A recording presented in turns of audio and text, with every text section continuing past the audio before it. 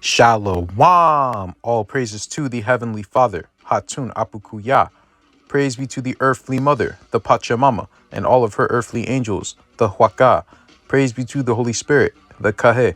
In the name of Hamashiach, Motsah the Lamb, unification to the nation. So guys, we are continuing our series on the Unpromised Land. This is definitely a very polarizing study that we're doing. But we're going to keep pressing forward because there's a lot of history that's been hidden. And hey, when you turn up rocks, stuff is always going to fly out. Don't mind that. Let's keep going. So there's another topic that I want to discuss on top of the topic that I had planned. A brother sent me a video, or a TikToker, and she's pretty much saying that the Romans did not exist. And the Romans are a mixture between the older Greeks and the modern Spanish. They're a mixture of those two. So we're gonna touch on that theory. But first, we are going to actually start in the medieval empire of the Israelites. Now, I've covered this topic before about Josephus, on the possibility that he could actually be a fake caricature, right, in the Romans in Brazil series, part 1. I've reread all this, but I've learned a lot since then. And I made the thumbnail side by side with Josephus and Amor. But I didn't explain it because I wasn't brave enough to say it. But now, and I'm still not going to literally say it, but now I'm bringing it up again. So let's just read, enough rambling. It is reported that Josephus Flavius was born around 37 AD and died around 100 AD. That he was a Jewish historian and a military leader. Josephus came from a noble family of priests, at the age of 19 joining the Pharisees and becoming an influential person in Judea. He was in Rome around 64 AD, seeking to obtain from Nero the freedom of several noble Jews. The power and cultural superiority of the Romans made an enormous impression on Josephus. On returning to Jerusalem, he discovered that the Jews were preparing to rebel against Roman rule. Although he had lacked enthusiasm for this, he was obliged to join them.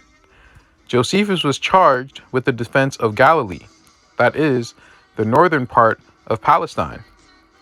However, his efforts met with little success, and having withstood a 47-day siege in the city of Jotapata, he was captured in 67 AD by the future emperor Vespasian. In order to save his own life, and hoping to help his compatriots after their inevitable defeats, Josephus offered his services to Vespasian. Before the end of the war, he had become a translator for him in Titus, and also a mediator between the Romans and the Jews. After the fall of Jerusalem in 70 AD, Josephus was sent to Rome, where he received Roman citizenship and a pension. Josephus is well known by those works that came down to us in the Greek language, the War of the Judeans and the Antiquity of the Judeans, in which biblical history from the world's creation until the Judean War is summarized. Well, modern historians write about him so intimately and capaciously. We might note that his works are not in Aramaic, the language of ancient Israel. They supposedly disappeared and became known only in the Middle Ages in a translation into Greek. And we see that all the time. The oldest writings we have of the New Testament, they're all Greek. There's nothing in Hebrew, right? Except for like the book of Revelation. That's the only one that they found in Hebrew, I think. Right? Same thing with the Dead Sea Scrolls and some of the other newer books in the Tanakh. They're all in Greek. They're not in Aramaic or Hebrew or whatever. Why?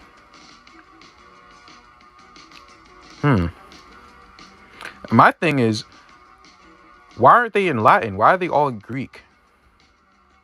The explanation we have is that the Greek language was Well, that was the language that everyone knew, so that's the language everyone used. Okay, all right, I guess so, right? But could it just be that Rome actually was Greece? Like that woman I'm going to show you later on this video says? Who knows, right? I'm just bringing it up so you'll know what I'm referring to again. Another thing that's a bit odd is that this sounds like two people. But according to timelines, it can't be the case. This sounds like Jeremiah as well as a figure in Mexico, but she's a woman. La Malenchi.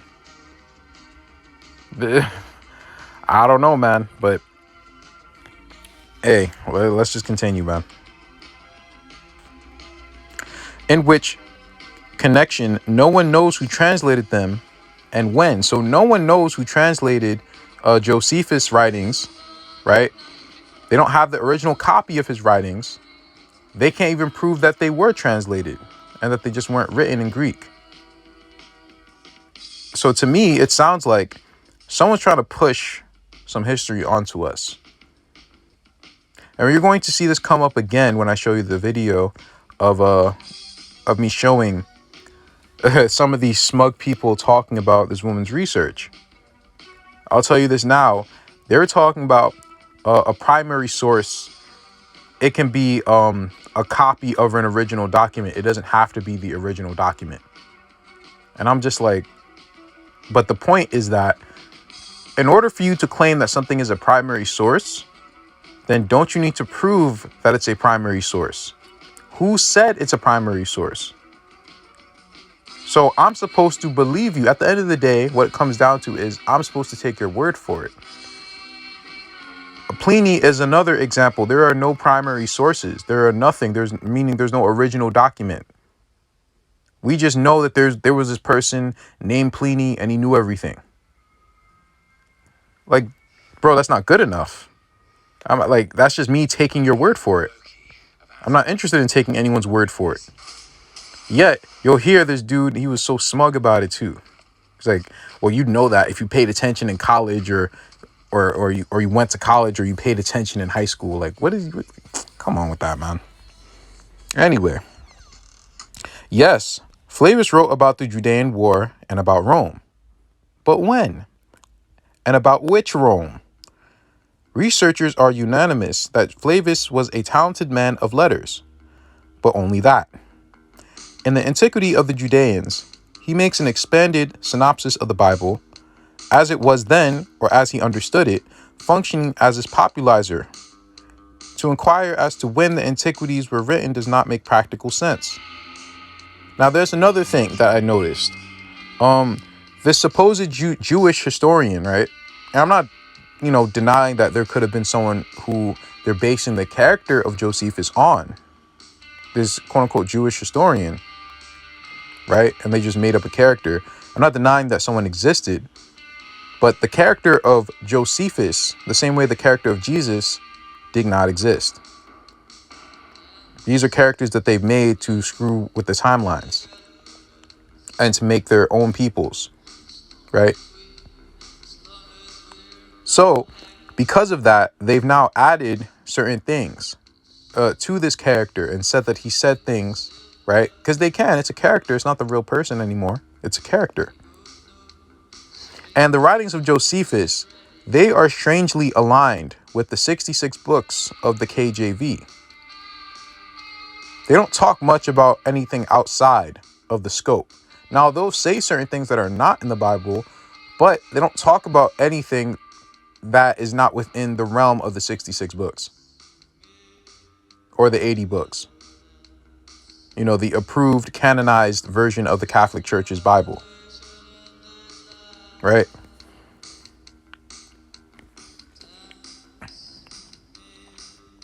Let me see. In the Judean War itself, there are places that testify to the fact that this composition was created after the voyages of the Spanish admiral and viceroy of quote-unquote India, Christopher Columbus. That is in the 16th century. Hold up, what?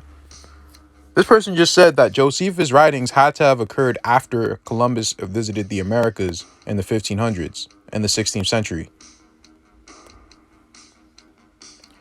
We read very carefully in the text of Agrippa's fiery appeal to the residents of Jerusalem, who had gathered on the square in front of the Hasmonean palace. The power of the Romans is invincible in all parts of the habitable earth. Rather, they seek for somewhat still beyond that. For all the Euphrates is not a sufficient boundary for them on the east side, nor the Danube on the north, and for their southern limit, Libya hath been searched over by them, as is Cad's, their limit on the west. Nay, indeed, they have sought for a new world beyond the ocean, and have carried their arms as far reaches that were never known before. War of the Judeans, Book 2, Chapter 16, Verse 4. So, why the heck would Agrippa be telling the Judeans that the Romans can come across the ocean and take more? He's telling them, yo, don't get big-headed. The Romans, they're still looking for more land. You guys can get touched too. But from what vantage point is he talking from? He's talking as if he's beyond the ocean with them. He's talking as if Jerusalem is beyond the Atlantic Ocean. New World, an expression that came into general use somewhat later than the time of Columbus. As is known, the Spanish admiral was firmly convinced that he had opened a new route to India and even to Asia as a whole. Only subsequently did it become clear that it was in no way India. Just when did the Romans carry their arms beyond the ocean? No one yet has decided to ascribe the discovery of America to the ancient Romans. Therefore, it remains only to establish that the author of the War of the Judeans lived not 1,500 years before Columbus, but several dozen years after him. It could hardly have been otherwise. Now, they have found quote-unquote Roman artifacts in Brazil, in North America, and in Mexico. They have. Right? But some people also say these also could just be Spanish. Right? Spanish. In Brazil? They not even Portuguese, Spanish, Spain? Huh?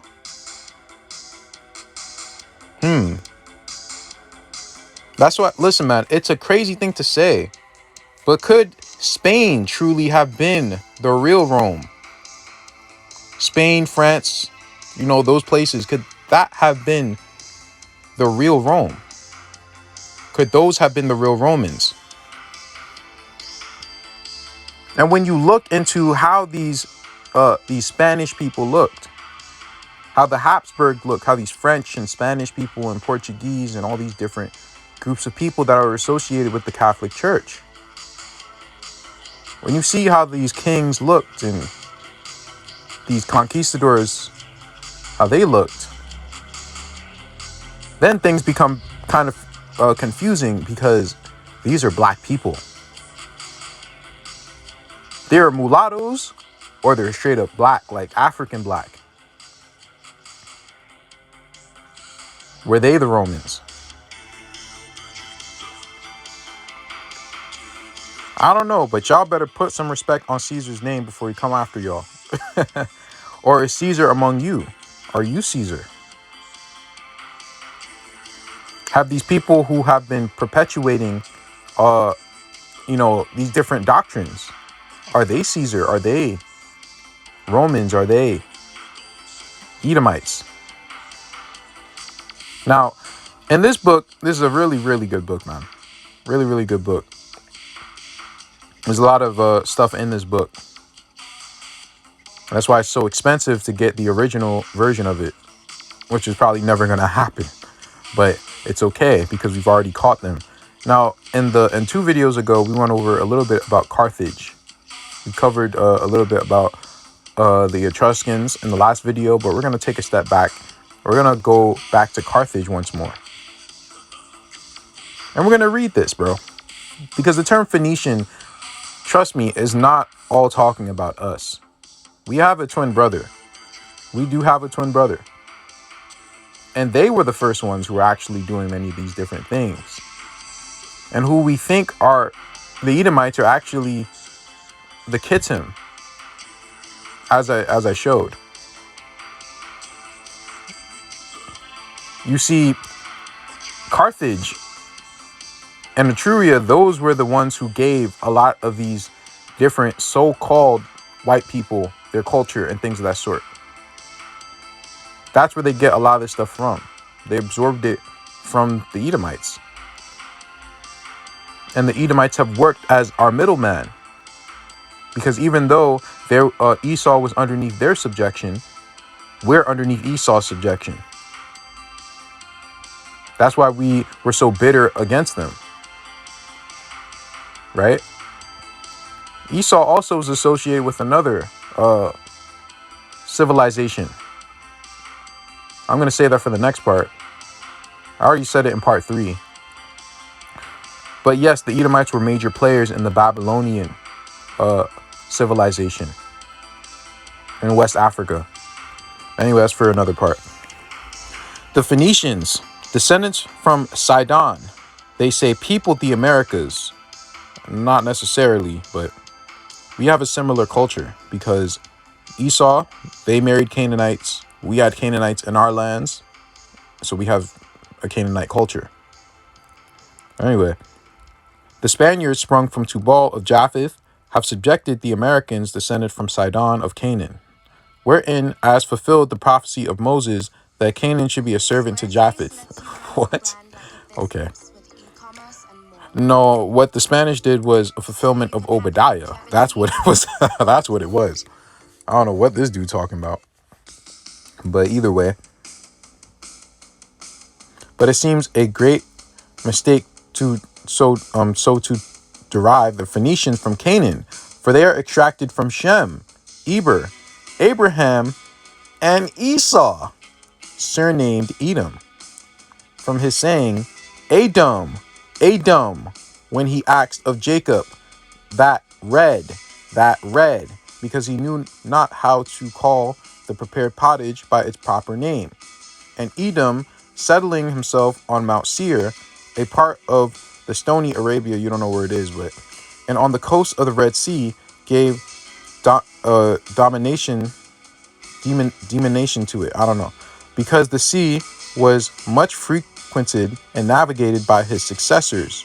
The Greeks call it Etherium, from Ethros, who is the same with Esau, and likewise signifies red. Now, listen, I've already gone over all of the different surnames that have to do with the Idumeans and the Edomites, all located in Nigeria. I'm not saying everyone in Nigeria is one thing. It's a very, very mixed up place, right? I'll make a little video talking about that because there's an interesting discussion going on, and I feel like I have to get a point across to people regarding the subject of identity. But anyway, yeah, we've gone over the fact that Esau, at least culturally, is heavy in West Africa. Heavy, absolutely heavy. And we've also proven that their land is at least on Northwest Africa. Carthage was part of their land, but that was only a piece of it. That was only Din Haba. But Esau, their land it must be in that area. That's kind of what I'm getting at. Continuing. Who is the same with Esau and likewise signifies red. Hereto is added that Phoenix and Ethros have the same signification in the Greek. So then these Idumeans, taking the name of Phoenicians from the great Phoenix, spread themselves far and near under mighty kings, by navigation in the Red Sea, and from thence planted several coasts and islands, removing at last to Syria. So that's why I'm really not going to, I'm not going to call myself a Phoenician. I could say, all right, well, the Israelites were part of the Phoenicians, because still they're calling all these different groups, these quote unquote Semitic groups, one name, but it's under the banner of the Edomites.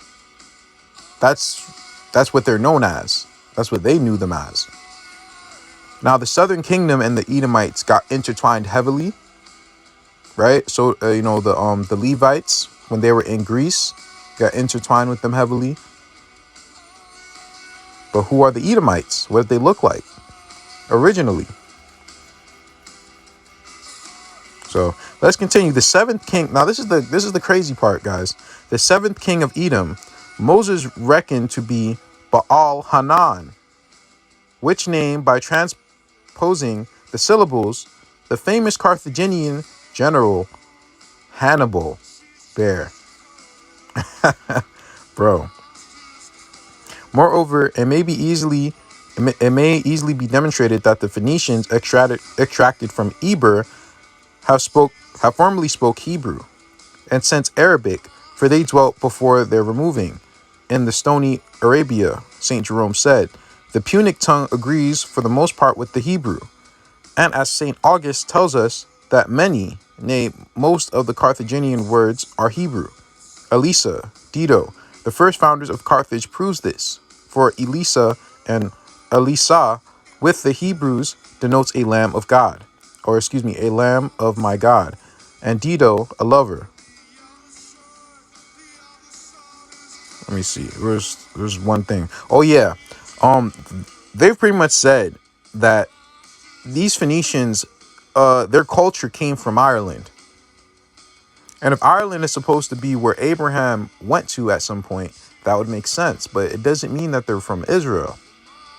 The Israelites took over Ireland, but Ireland is also a place of origin for the Hebrews, because again, Abraham left his lands at some point and went to the land of the north, as the Book of Remembrance of our ancient grandmother said. He went to the land of the quote unquote north. So we went up there. From there came, the rest of these different groups, like Ishmael, Isaac, Jacob, Esau, right? So if these Phoenicians connect with Ireland, this doesn't necessarily mean that they're the same as the Fomorians. Doesn't necessarily mean that. Just means that they're Hebrews. But what type of Hebrews?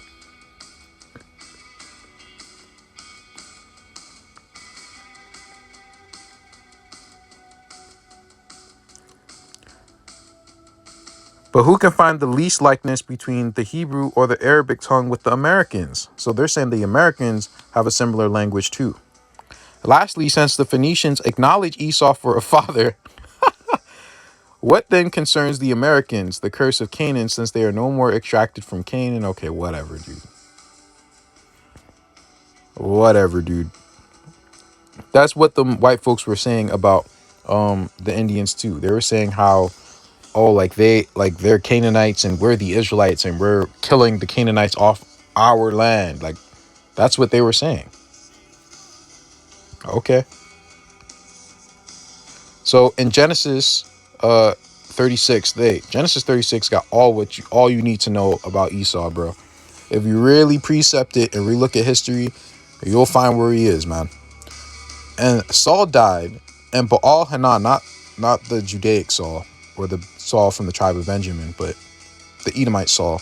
And Saul died, and Baal Hanan, the son of Akbor, reigned in his stead. And Baal Hanan, the son of Akbor, died. So they're talking about all these different people and where. And Bela, the son of Beor, reigned in Edom, and the name of his city was Dinhabah. Now we went over where Dinhabah was, right?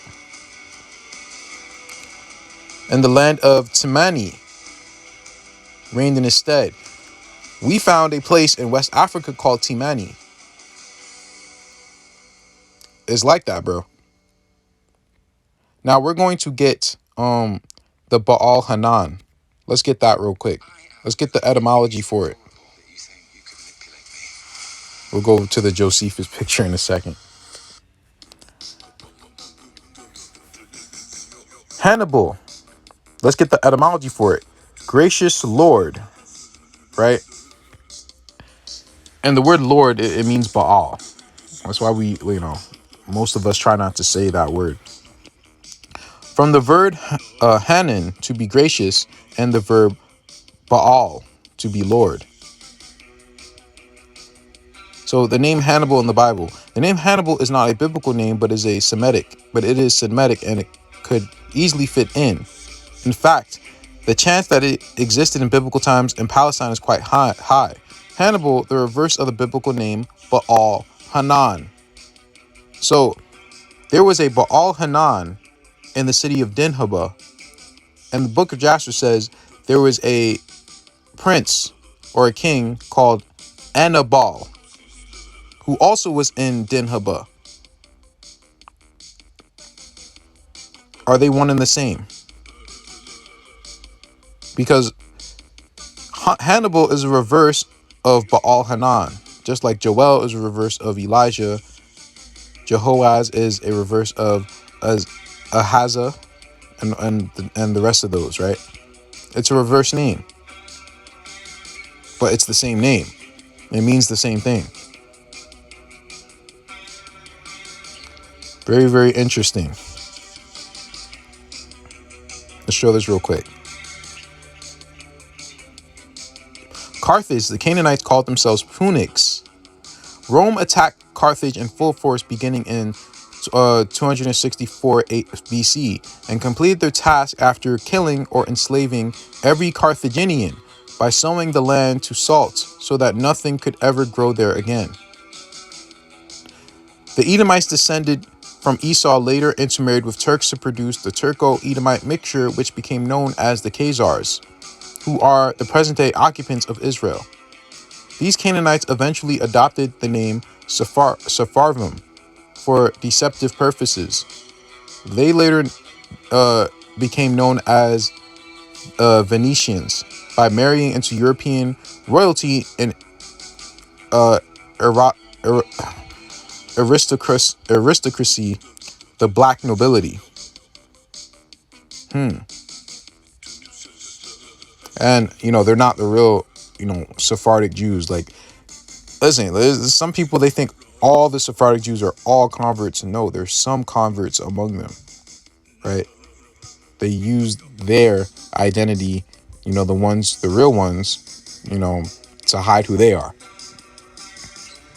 which are the Visigoths. The Visigoths are who the fake Jews descend from. Now, this is supposedly a picture of Flavius Josephus, or Josephus Flavius, or whatever his name is. Why is he dressed like a 17th century Moor? That's literally what this picture is. Why is he dressed like a Moor?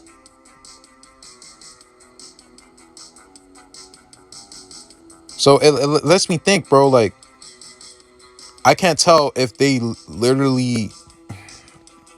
History's so messed up, bro. It could be that there was a person who they're basing a recent character off of, right? I don't even know, bro. I'm not even gonna go there. Anyway, let's get this last one, then we'll watch that video. This group was responsible for the dolmens and megalithic monuments. They were followed by Carthaginians who settled in the north of Germany from the 500s to the 100 BCE. Semitic is a substratum of the Celtic languages. Wow. So again, they are connected to the Celts, but not all the Celts are one thing. Carthage, in what is now Tunisia, was a settlement of Canaanite Phoenicians from Tyre. Carthage eventually held sway over its own empire and fought several wars with Rome before being destroyed by her. The Carthaginians are also known as Punics. from a root word connoting the color red, i.e. Edomites or Phoenicians.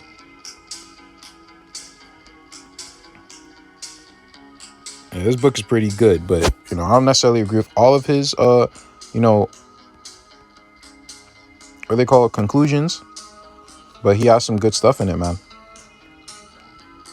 Now we are going to go to this video right here. Turn off this music.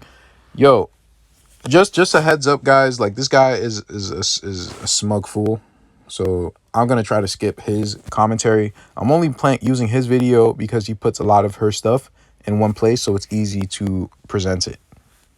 So just ignore this dude. Videos that there is proof of Romans, as we have records, letters, etc. And this was her response.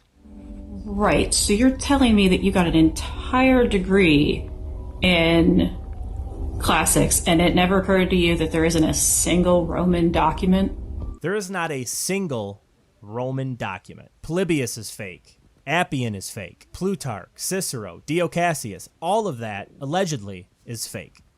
Let's continue on. Yes, and the three little pigs are also fake. What's the difference? Come on, bro. You look ridiculous asking those questions. That's the whole point.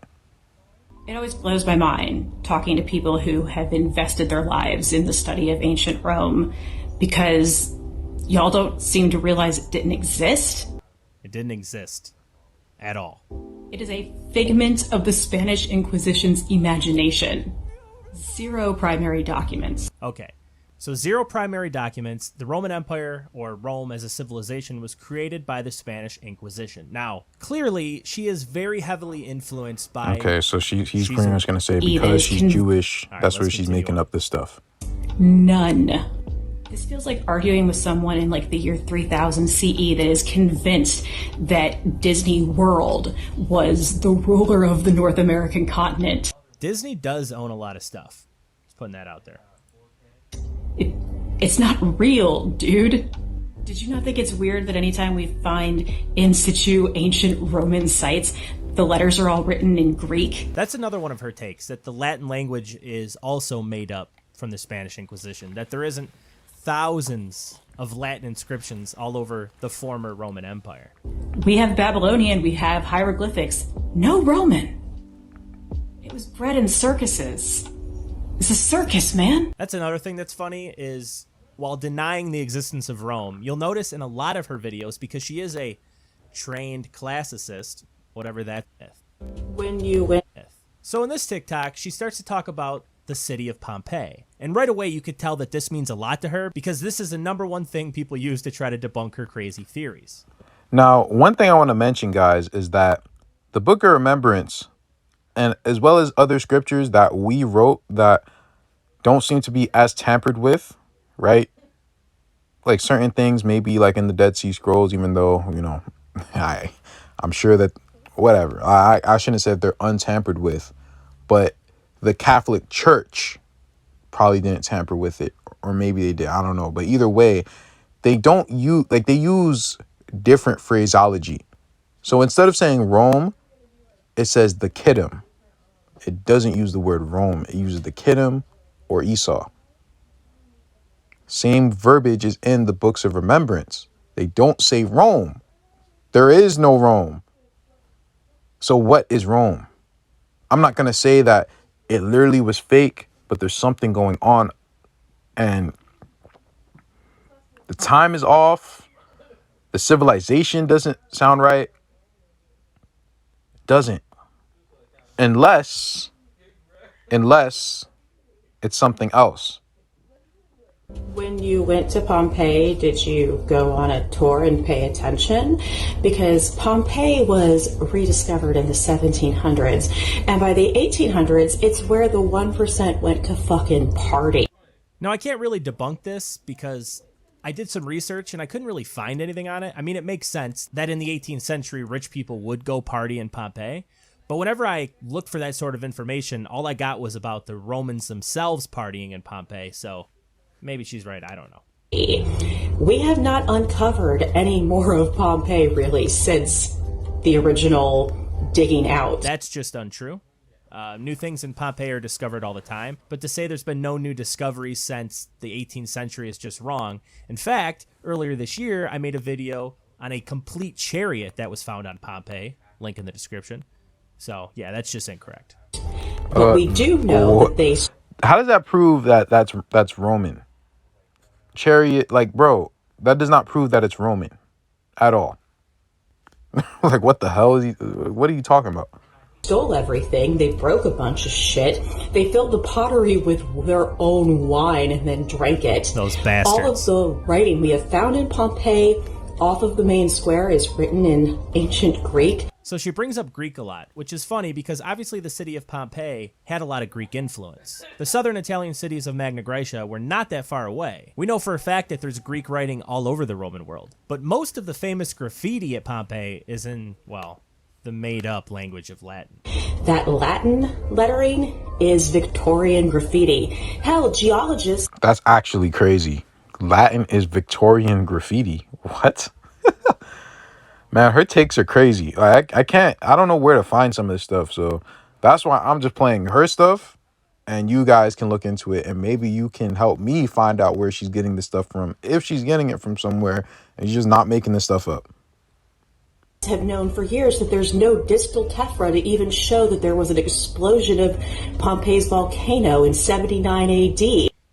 The volcano didn't even blow up in 79 AD because the sources confirming that are fake. I want to take a look at some of the comments on this video because the way that she argues in circles kind of makes it so you can't really debunk her.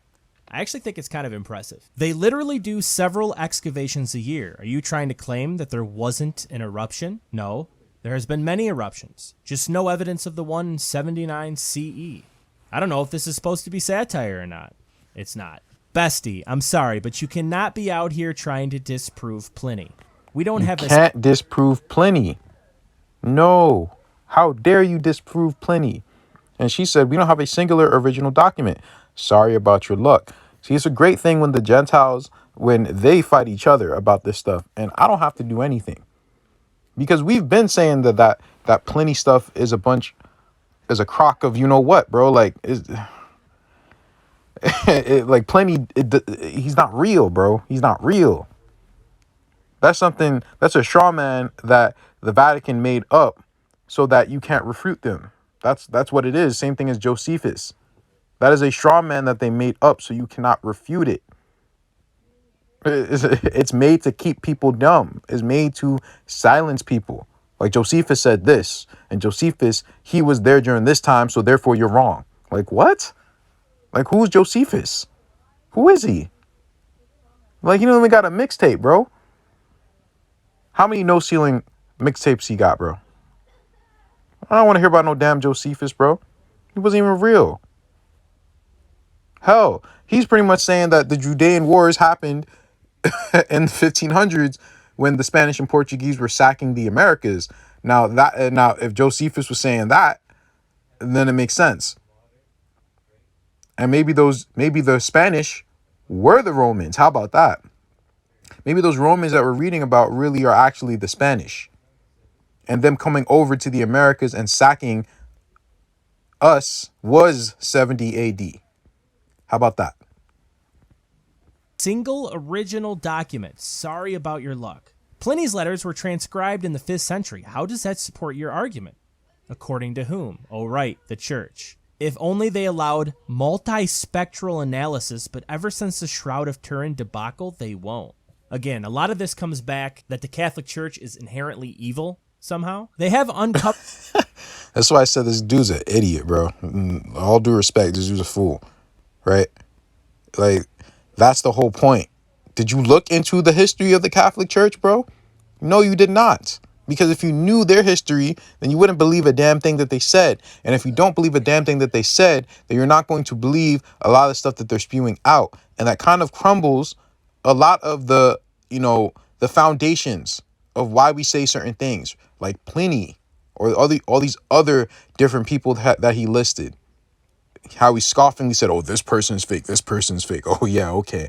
Well, if you knew the history of the Catholic Church, you wouldn't be scoffing and saying that. You'd be like, yeah, I could see if they were fake. Catholic Church are some bastards.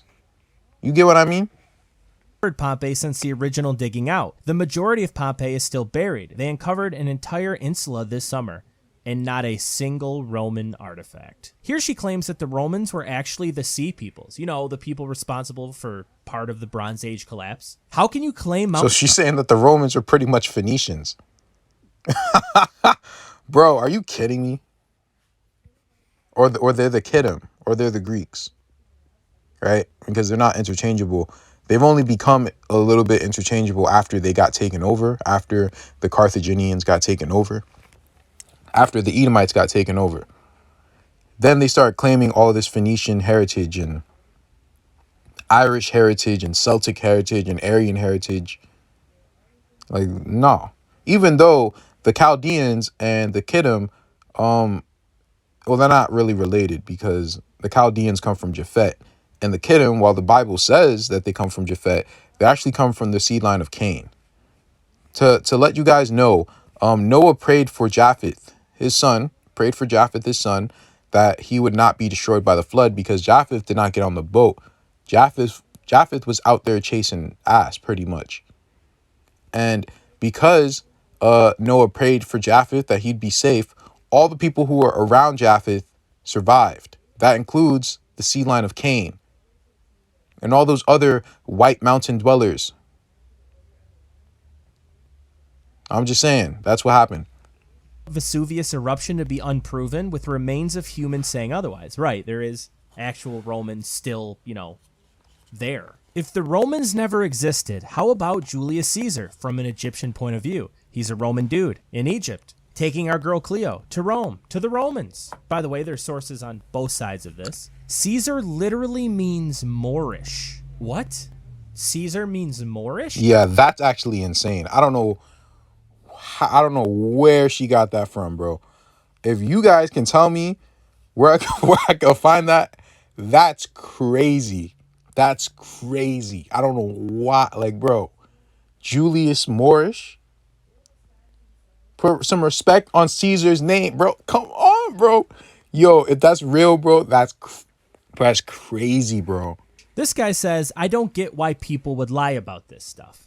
And her answer was, because until the 1970s, the point of archaeology, the entire point of archaeology, was to prove white, and I'm pretty sure she means Christianity, was superior. Every archaeologist before. I mean, I don't know. I don't know why she would say, like, that's too broad of a statement. I know she's trying to say that's too broad of a statement. Please do not let this actually be the future of my field. If the future of classicists and historians is this, what are we even doing? I'm just going to take Trajan's Market because it's late and I'm tired.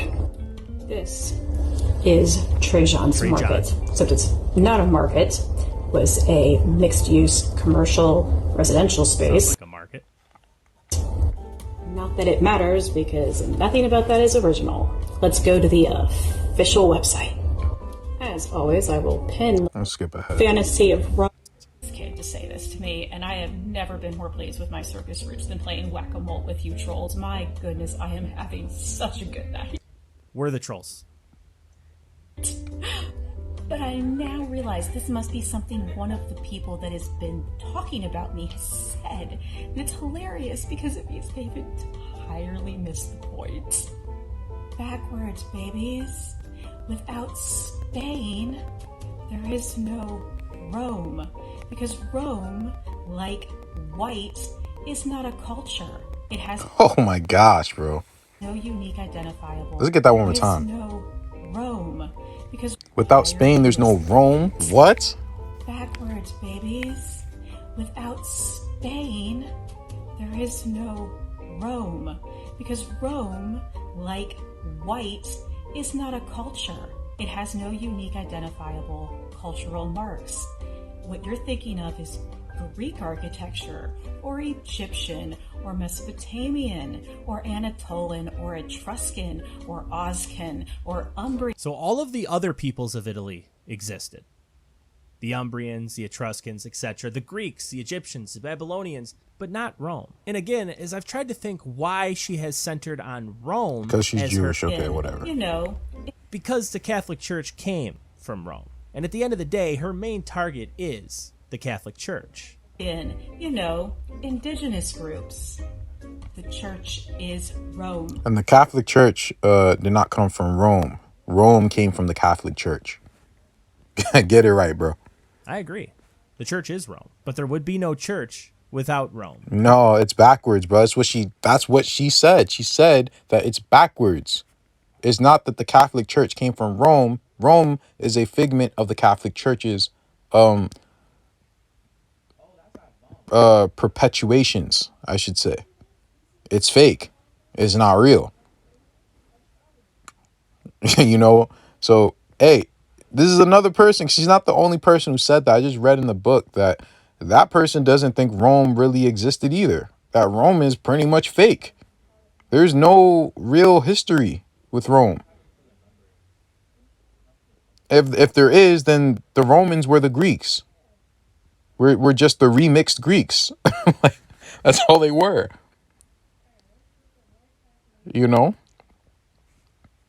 It's crazy. So I hope you guys enjoyed that. Let me know what you guys think. The plot continues. May peace be with you.